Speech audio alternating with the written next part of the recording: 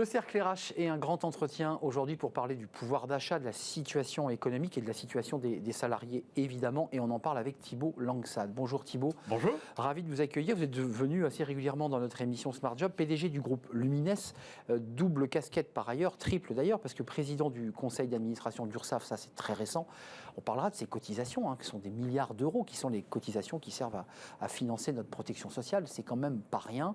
Et puis, vous avez été, et vous l'êtes toujours, missionné comme ambassadeur sur la participation et l'intéressement. Et vous avez fait un tour de France pour faire de la pédagogie sur ce sujet.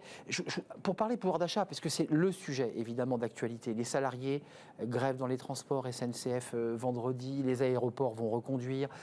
Un climat social. J'ai lu une tribune que j'ai trouvée très intéressante de Gaspard Koenig dans les colonnes des Échos.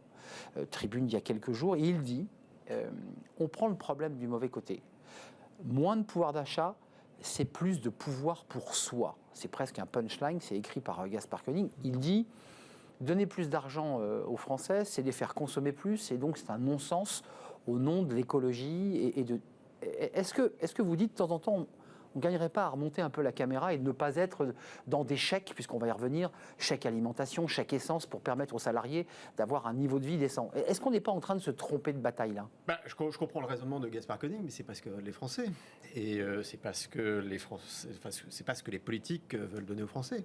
Et donc, au moment où on a un budget qu'on a du mal à boucler, un déficit public qui va approcher les 3 000 milliards, et puis on ne le dit pas parce que c'est tout récent, on a un actif net de la France qui vient de basculer dans le rouge, qui est négatif de 150 milliards. L'actif net, c'est quoi ? Avant, on disait, c'est pas grave, on peut avoir de la dette, mais les collectivités locales, territoriales, les musées, la Joconde, la Tour Eiffel, tout ça, ça nous donne un actif qui est bien supérieur à la dette. Aujourd'hui, c'est plus le cas. Et donc, on est dans un exercice où les Français ont été habitués par le quoi qu'il en coûte à avoir un État extrêmement bienveillant, généreux, avec une protection sociale à la fois très forte et qui est structurelle, et qui aujourd'hui se met au chevet des Français pour essayer de compenser, avec les outils qu'il a, c'est-à-dire globalement nos impôts à terme, donc du déficit. Cette inflation, donc du déficit complémentaire, pour conjuguer, on va dire, les effets de l'inflation. Donc vous n'iriez pas sur sa route, sur l'idée qu'il faudrait éduquer les citoyens et donc les salariés. Il peut pas dire ça. Au moment où vous avez des Français qui ont beaucoup de difficultés à vivre avec un SMIC, et moi je vais pas regarder le panier des Français pour savoir ce qu'ils consomment, et je vais pas donner des leçons aux Français pour leur dire qu'ils devraient consommer moins. Mais néanmoins, il y a une partie dans cette utopie qui est juste, c'est que si on commence à redonner du pouvoir d'achat, d'abord je ne suis pas tout à fait certain que le phénomène inflationniste va s'arrêter, et puis avec un risque, si on maintient un pouvoir d'achat, qu'on continue à acheter des produits qui ne sont pas manufacturés en France. Et donc, un il y a débat, toute une dynamique qu'on connaît bien, auquel il faut qu'on fasse attention. Donc, et d'ailleurs, le gouvernement le dit à demi-mot en disant donnez des primes, essayez de conjuguer la situation, mais faites attention à vos salaires, parce que vous allez peut-être participer à un mécanisme inflationniste.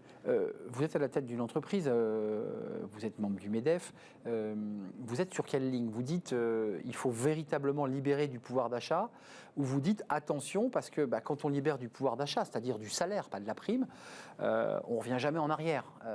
Et tout ça peut avoir évidemment une incidence sur la valeur et les bénéfices et le chiffre d'affaires d'une entreprise. Vous êtes sur quelle ligne ? Moi, je suis sur la ligne qui est de pouvoir libérer une prime exceptionnelle de pouvoir d'achat, qui va être réalisée, pour répondre, on va dire, aux collaborateurs qui sont soumis sur cette pression. Moi, j'ai un site à Mayenne, en Mayenne, 2 sites à Mayenne en Mayenne, un site à Laval, un site à Lens, à Rennes, prennent tous leur voiture pour venir bosser. Donc ça remonte ça au RH. Bien sûr que ça remonte, mais j'ai pas besoin d'attendre que les RH me disent attention. Et donc, de se dire si, compte tenu du fait que j'ai des bons résultats, mais je ne sais pas de quoi sera fait l'avenir. Et de dire, mais si au mois d'août, après la loi pouvoir d'achat, je peux libérer un dispositif, et si mes perspectives 2021 se tiennent, pardon, 2022 se tiennent, moi, je suis plutôt sur la logique d'essayer de faire quelque chose.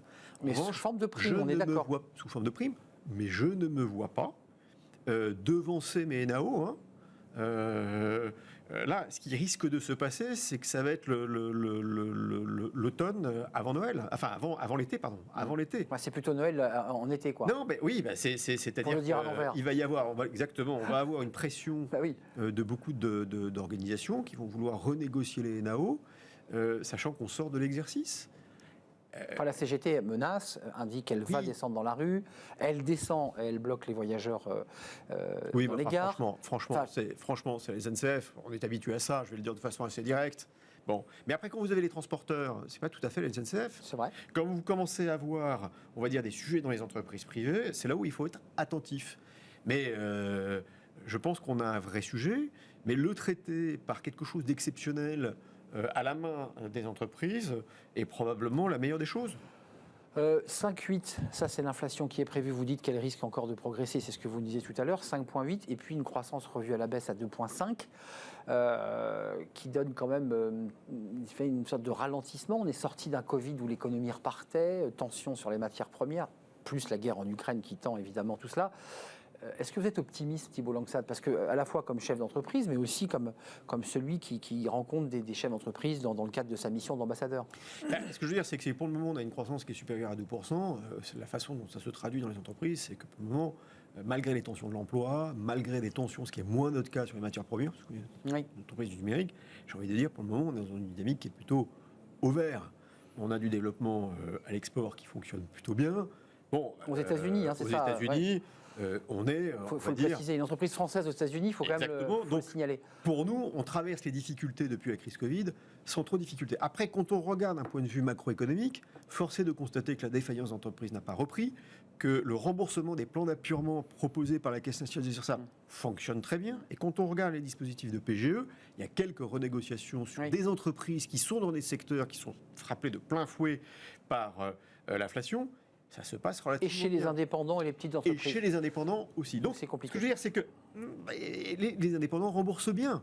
Donc, il y a toujours des situations individuelles. Les entreprises sont plurielles, elles sont grandes, elles sont petites, elles sont servicielles, industrielles. Mais globalement, quand on regarde les indicateurs économiques, ils ne sont pas mauvais. Et ce qui nous laisse penser quand même qu'on est dans une forme de résilience face à ce qui nous entoure en ce moment. Il y a quand même une petite musique de l'opposition, puisqu'il y a eu le discours de politique générale hier mené par la Première ministre Elisabeth Borne, qui est de dire, de toute façon, on n'a pas le choix, il faut mettre ce SMIC à 1 500 €, parce que dans certaines grandes villes, le SMIC ne suffit pas pour vivre, il faut l'augmenter d'une manière très nette. Et on parlera ensuite de l'augmentation du point d'indice des fonctionnaires, qui vient se rajouter évidemment au déficit. Vous y souscrivez? Est-ce que vous dites, oui, il faut vraiment faire un effort sur les bas salaires, ou vous dites, attention, danger? Mais danger, parce qu'on sait très bien que s'il y a une augmentation du SMIC, ça va tasser les salaires dans l'entreprise. C'est-à-dire que la capacité qu'on va pouvoir réaliser derrière n'est pas tout à fait réelle. Qu'il y ait un débat sur la régionalisation du SMIC, moi je veux bien. Alors ça, j'ai été le premier à le porter quand j'étais au MEDEF. Oui, la façon dont on vit en Lozère, c'est pas tout à fait la même chose qu'en périphérie de Paris. Donc le coût du transport, le café, la baguette et ce qui est à côté pour pouvoir vivre normalement, c'est pas le même prix. Il suffit de voir le différentiel entre Paris et la province. Donc moi je suis plutôt favorable à une régionalisation du SMIC. En revanche, je le redis, nous avons un coût du travail qui est relativement élevé, paradoxal parce que on vit difficilement avec un SMIC en France, mais on a un coût du travail qui est le plus élevé d'Europe. Donc, c'est là-dessus qu'il faut augmenter va avoir un phénomène de tassement dans les entreprises avec des inégalités et un embarquement de charges fort.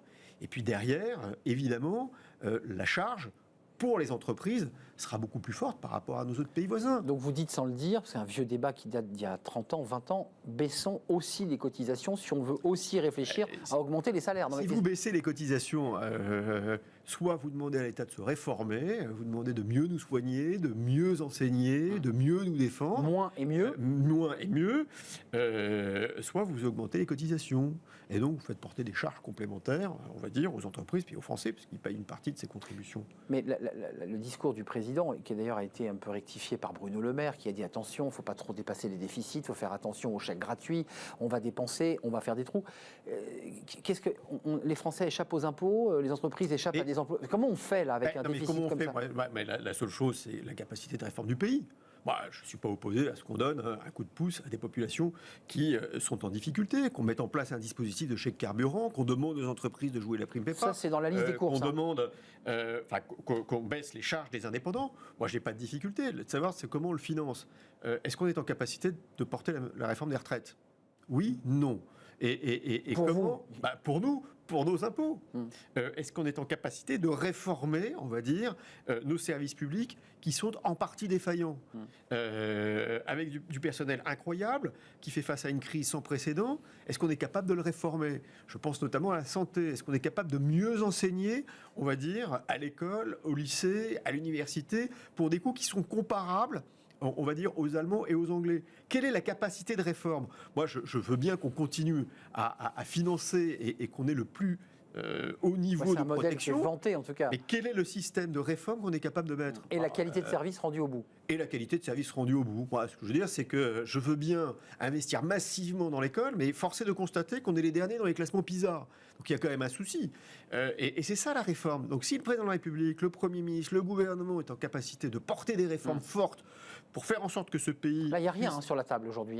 Il y a un projet de loi qui va arriver demain. Il y a 25 milliards ça va coûter 25 milliards. Mais c'est ça l'inquiétude. Mais pas de réforme de structure, comme vous l'évoquez. Et si on n'en parlera pas maintenant, et malgré ce qui vient d'être dit il y a encore quelques minutes à l'Assemblée par le Premier ministre, tôt ou tard, les entreprises payeront et les Français payeront.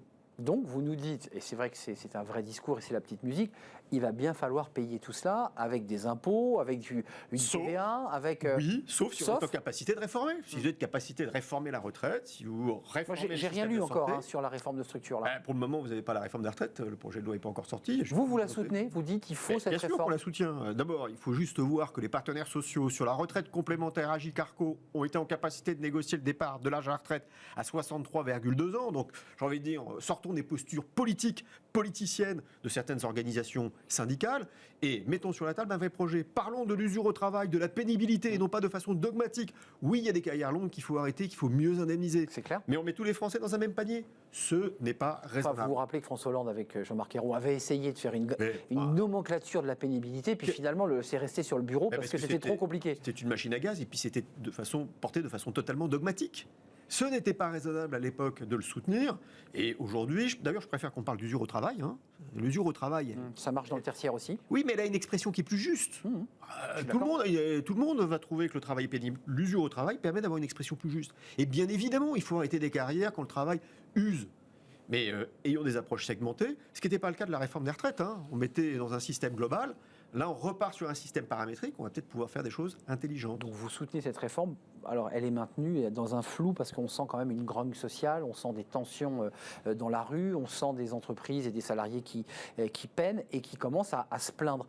Votre tour de France, votre travail d'ambassadeur, parce que c'est intéressant, vous avez quand même vanté, alors vous avez développé le concept du dividende salarié.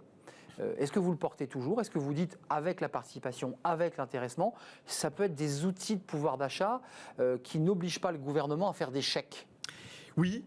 Et je pense que c'est une façon de réconcilier les Français avec le capital, de réconcilier, on va dire, les Français avec leur entreprise quand elles estiment que le traitement est inégal en termes de rémunération. Et je pense que là, on a un vrai dispositif, qui est le dispositif mis en place par le général de Gaulle, Conseil national de la résistance. 50 ans après, on peut le revisiter.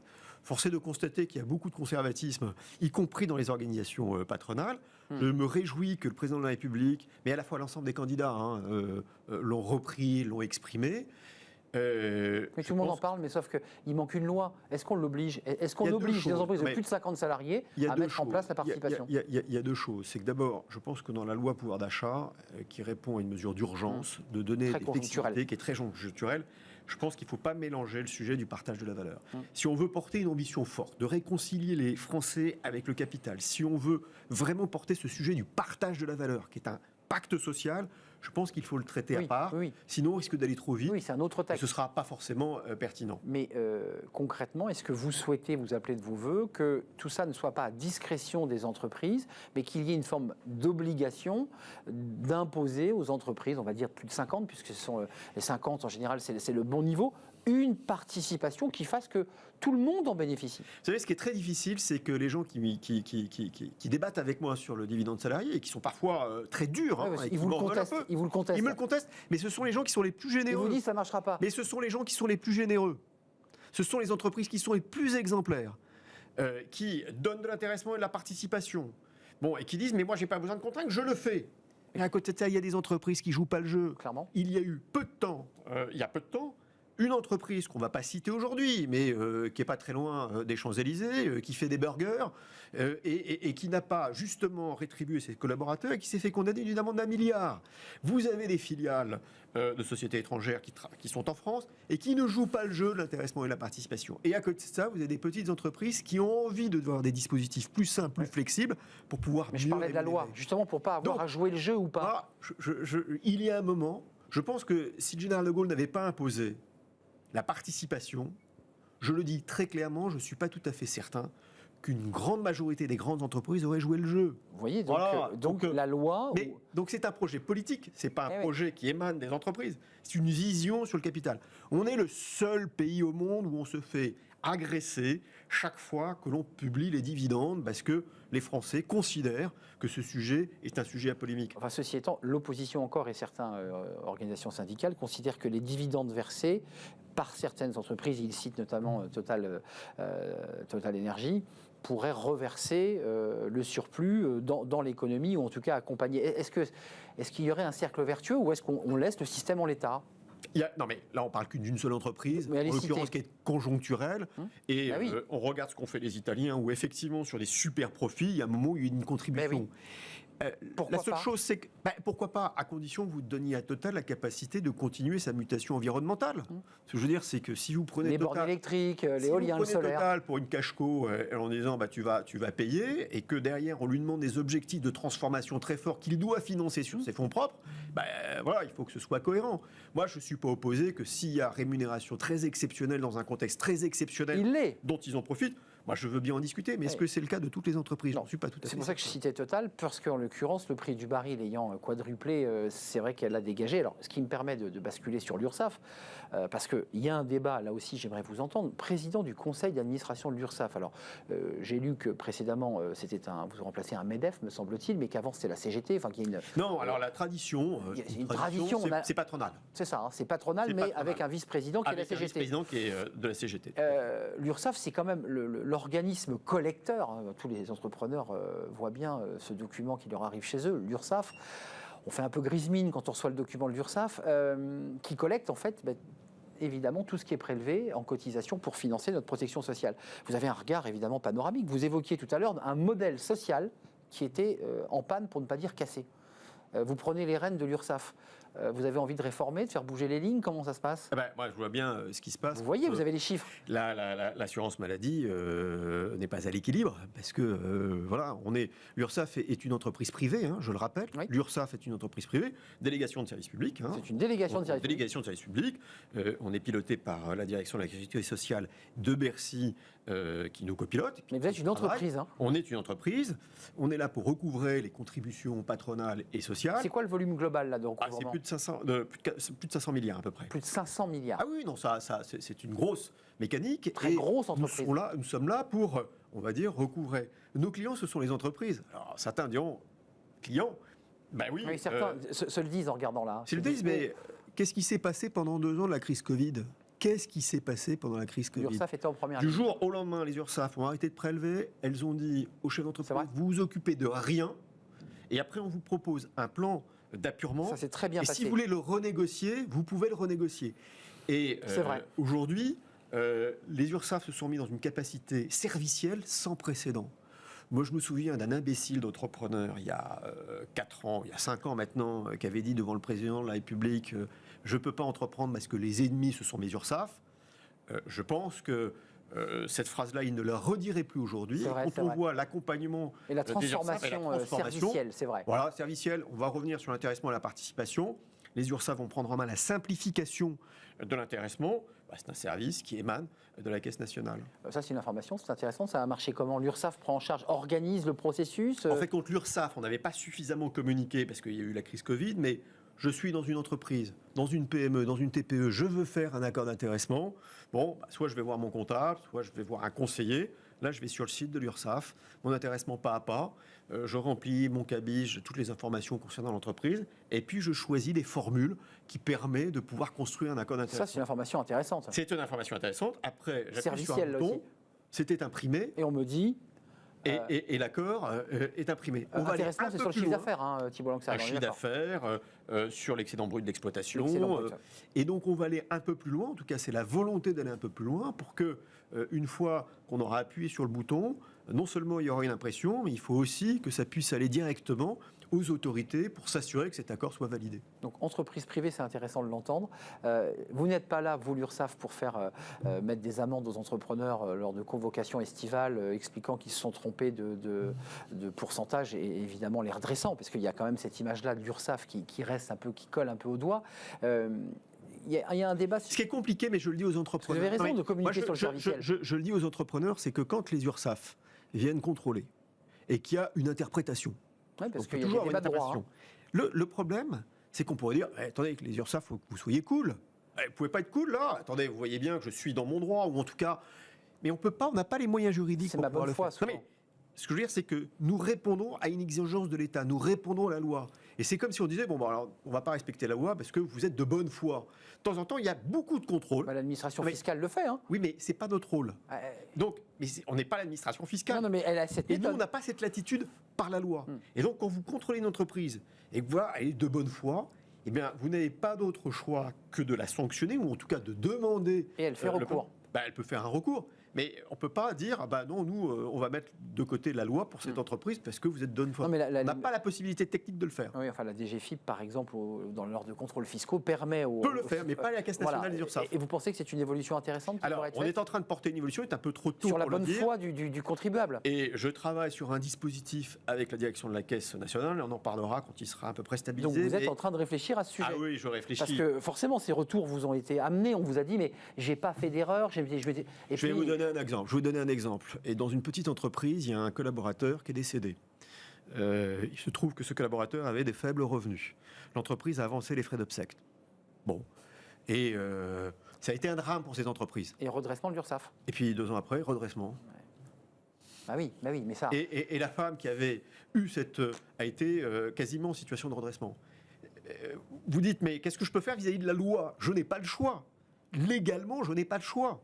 Vous n'êtes pas un gendarme au bord de la route en disant j'ai pas vu l'excès de vitesse. Ouais, c'est froid. Là, c'est froid. Ouais, c'est et donc, il faut qu'on ait un dispositif rapidement pour quand on a des litiges de cet ordre-là, de bonne foi, on puisse les régler. Et je pense que j'ai quelques solutions là-dessus. Donc ça, c'est intéressant. Il viendrait peut-être nous en parler sur le plateau. Un dernier mot, parce que vous parlez de collecte, parce que vous collectez évidemment pour plein d'organismes. URSSAF collecte pour plein de monde. On ne va pas la lister. Il y a trop d'organismes et d'administrations. Mais est-ce qu'il y a une cagnotte déguisée ? Parce qu'on voit bien là que grâce au surplus de TVA, le gouvernement se dit je vais pouvoir faire un projet de loi rectificatif de finances. Ça va permettre de remettre un peu d'argent dans les caisses.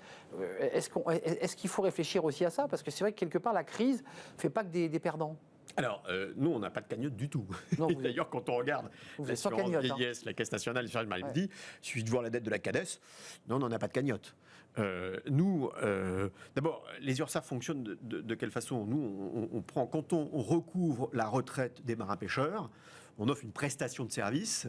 On ne gère pas l'argent, on collecte l'argent, on recouvre si jamais il faut faire du recouvrement forcé, et on prend un frais de gestion qui aujourd'hui est extrêmement bas. Oui, puis on a tellement mutualisé qu'on a des frais de gestion qui sont... Caisses régionales, il y a des caisses régionales de l'URSSAF, il faut le préciser. Il y a des caisses régionales de l'URSSAF. On a encore un système régional qui est analogue aux anciennes régions. Exactement. Mais qui n'ont pas été redécoupées sur les nouvelles. Oui, mais qui s'explique parce qu'il y a aussi des spécificités. Quand on a fondu le RSI avec la Caisse nationale des URSSAF, qui était quand même un pari énorme parce que le système ne fonctionnait pas bien. Voilà une institution qui avait été contestée, rappelez-vous. Qui avait été contestée. Le RSI, le transfert, s'est extrêmement bien passé. Oui.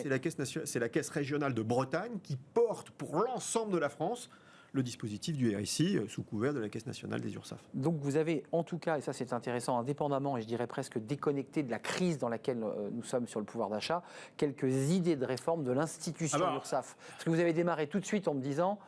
On fait du serviciel, on s'est énormément amélioré et j'ai le sentiment que vous allez accélérer sur ce sujet. Attendez, moi, j'ai accepté la présidence de la Caisse nationale des URSSAF pour faire des choses. Moi, franchement, président d'un conseil d'administration, Oui, c'est sympathique. Ça va pas m'exciter. Non, non mais c'est pour ça que je vous pose. Ouais, c'est pas. Donc, si on a la capacité, avec le conseil d'administration, on a une équipe incroyable de la Caisse nationale, avec des compétences que je découvre encore tous les jours, il y a plein de choses à faire. Il y a des choses à faire pour les JO, sur la sécurisation des bénévoles. Il y a la sécurisation des TPE-PME par un dispositif innovant. Très important. On doit accompagner pour offrir du service sur la facilitation de la mise en place des accords d'intéressement et de participation. On a plein de choses à faire. On a un système IT qui fonctionne hyper bien. Les indépendants aussi, il faut en parler. Les indépendants qui sont rentrés en termes de représentativité de plein pot. Tout à fait. Bon, là, il faut qu'on continue à rendre service aux entrepreneurs et qu'ils n'aient pas uniquement la vision d'un collecteur. Avec carotte et bâton si jamais il y a un peu de retard. Et avec quand même cette idée que je retiens et qui est très importante pour ceux qui nous regardent, l'idée que peut-être bientôt, il y aura une sorte de chambre de conciliation et d'écoute peut-être un peu plus souple que ce qui se pratique aujourd'hui. Alors, dans chaque région... Je vous challenge là-dessus, mais mais dans chaque région, on appelle ça les CRA, les commissions de recours amiables. Ces commissions de recours amiables, il faut le dire, c'est 2 représentants du monde syndical, 2 représentants du monde patronal. Et quand il y a une entreprise qui a une difficulté, on regarde la partie juridique qui échappe, on va dire, aux élus. Et là, quand ça passe en commission, souvent on dit c'est de bonne foi, on a envie d'aider, mais on n'a pas les moyens de le faire. Donc ça veut dire que ça passe par la loi. Il faut une loi qui transforme. Oui, il faut la loi. Il faut que la loi nous donne les dispositifs pour pouvoir trancher. De souplesse. Oui. De souplesse. Et d'avoir la possibilité, et la main en tout cas sur ses choix. Le gendarme, il a le choix quand il vous arrête sur l'autoroute. Il peut très bien dire, bon, je lève la... Voilà, il peut adapter. Exactement. C'est de bonne foi. L'administration fiscale peut le faire. Bon, voilà, il faut que dans le cadre de cette mission de service public, on ait la capacité de pouvoir le faire. Merci Thibault Langsat d'être venu nous rendre visite, tant sur les sujets de pouvoir d'achat qui concernent les salariés que sur vos nouvelles missions à l'URSSAF. Et vous êtes en train de faire bouger les lignes et vous reviendrez, parce que ce sujet que vous évoquez, il est un peu au cœur de tous les entrepreneurs de petites entreprises qui souvent parlent de l'institution URSSAF. Voilà, pas toujours d'une manière très positive. Merci d'être venu sur notre plateau. PDG du groupe Lumines, président du conseil d'administration de l'URSSAF et puis toujours ambassadeur, mission pour parler, prophétiser sur la participation et l'intéressement. C'était un vrai plaisir de vous accueillir. On termine notre émission avec Fenêtre sur l'emploi.